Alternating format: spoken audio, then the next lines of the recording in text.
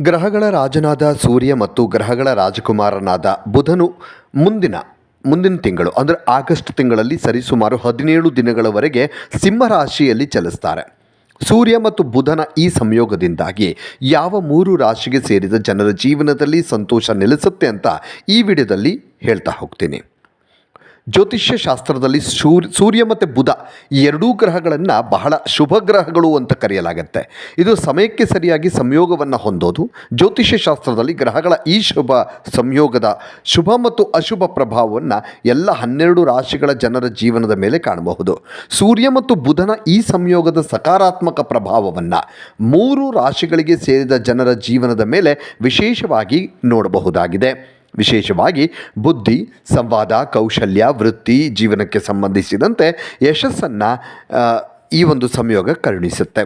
ಜ್ಯೋತಿಷ್ಯ ಶಾಸ್ತ್ರ ಪ್ರಕಾರ 2026 ಆಗಸ್ಟ್ 17ರಂದು ಆತ್ಮ ಮತ್ತು ತಂದೆಯನ್ನು ಪ್ರತಿನಿಧಿಸುವ ಗ್ರಹವಾದ ಸೂರ್ಯನು ಸಿಂಹರಾಶಿಯಲ್ಲಿ ಬೆಳಿಗ್ಗೆ 8:03 ತನ್ನ ಚಲನೆಯನ್ನು ಆರಂಭಿಸಲಿದ್ದಾನೆ.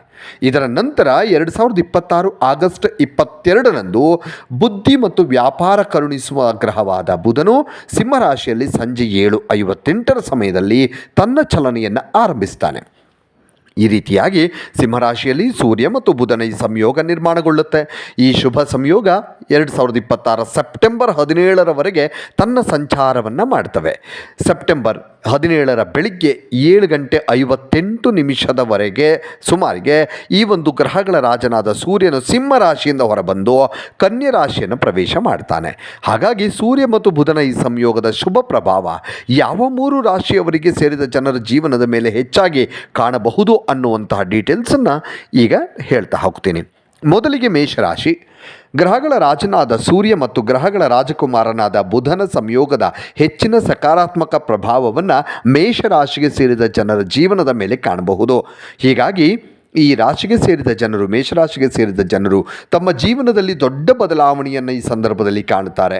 ಹಾಗೆ ಗ್ರಹಗಳ ಶುಭ ಸಂಯೋಗದ ಸಂದರ್ಭದಲ್ಲಿ ಮೇಷರಾಶಿಗೆ ಸೇರಿದ ಜನರು ತಮ್ಮ ಮನೆಯ ಎಲ್ಲ ಸದಸ್ಯರೊಂದಿಗೆ ಉತ್ತಮ ಸಮಯವನ್ನು ಕಳೆಯುವ ಅವಕಾಶವನ್ನು ಪಡೀತಾರೆ.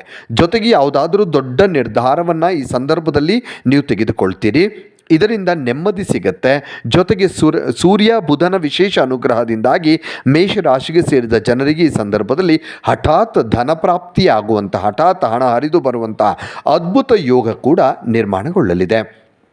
ಇನ್ನು ಸಿಂಹರಾಶಿಗೆ ಸೇರಿದ ಜನರು ಸೂರ್ಯ ಬುಧನ ವಿಶೇಷ ಅನುಗ್ರಹಕ್ಕೆ ಪಾತ್ರರಾಗೋದರಿಂದಾಗಿ ನೀವು ಜೀವನದಲ್ಲಿ ಸಾಕಷ್ಟು ಉತ್ತಮ ಅವಕಾಶಗಳನ್ನು ಪಡೆಯೋದಕ್ಕೆ ಸಾಧ್ಯವಾಗುತ್ತೆ.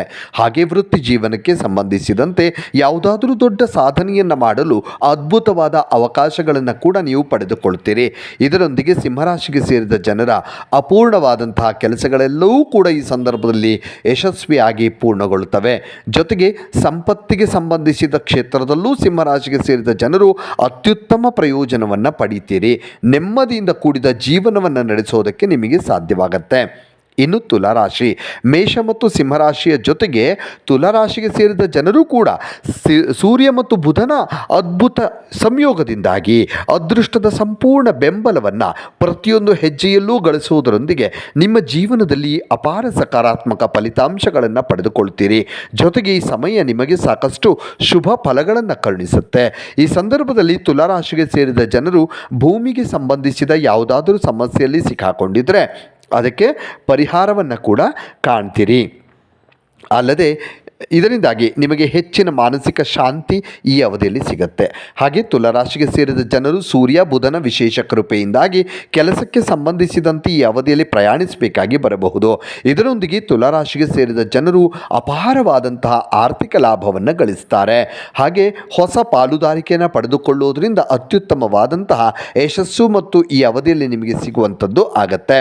ಈ 3 ರಾಶಿಯವರು ಮೇಷರಾಶಿ, ಸಿಂಹರಾಶಿ, ತುಲಾರಾಶಿಗೆ ಸೇರಿದ ಜನರಲ್ಲಿ ನಿಮ್ಮ ರಾಶಿಯೂ ಕೂಡ ಒಂದಾಗಿದ್ದರೆ ಇದೇ ಆಗಸ್ಟ್ ತಿಂಗಳಲ್ಲಿ ಸಂಯೋಗಗೊಳ್ಳಲಿರುವ ಸೂರ್ಯ ಮತ್ತು ಬುಧನಿಂದ ನಿಮ್ಮ ಅದೃಷ್ಟದ ಬಾಗಿಲು ತೆರೆಯಲಿದೆ. ಹಾಗೆ ಈ ಸಂದರ್ಭದಲ್ಲಿ ಇನ್ನಷ್ಟು ಶುಭ ಫಲಗಳ ಪ್ರಾಪ್ತಿಯನ್ನು ನೀವು ಹೊಂದಬೇಕಾಗಿ ಬಯಸೋದಾದರೆ ಈ ಸಂದರ್ಭದಲ್ಲಿ ಸೂರ್ಯ ದೇವನನ್ನು ಶ್ರದ್ಧಾಭಕ್ತಿಯಿಂದ ನೀವು ಪೂಜಿಸಬೇಕು. ಜೊತೆಗೆ ಸೂರ್ಯ ಕವಚವನ್ನು ದಿನದಲ್ಲಿ ಒಮ್ಮೆಯಾದರೂ ಪಠಿಸಬೇಕು.